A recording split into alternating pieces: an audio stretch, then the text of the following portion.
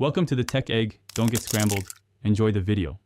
In this video, I will show how to make a spoon blender.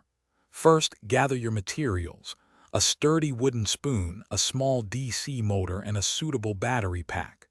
You'll also need some basic tools like a drill, a small saw, and sandpaper. Remember, safety is paramount, so always wear eye protection and gloves throughout the process. Now let's prepare our spoon. Begin by cutting the handle to a manageable length. Around 6 inches should work well. Next, carefully carve the spoon's head to create a more effective blending shape. Think about how it will interact with liquids.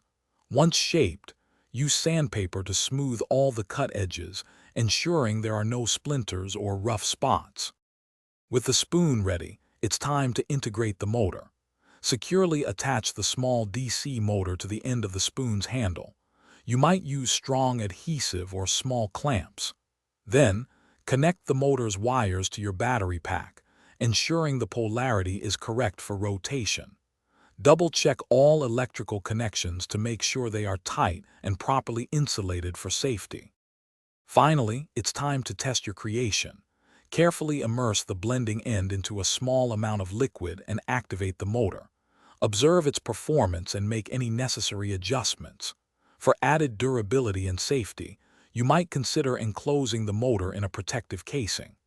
Also, remember to check the description for a link to some fantastic darn tough socks and other great deals. Enjoy your new spoon blender. Thanks for watching. Consider subscribing if I helped unscramble your problems.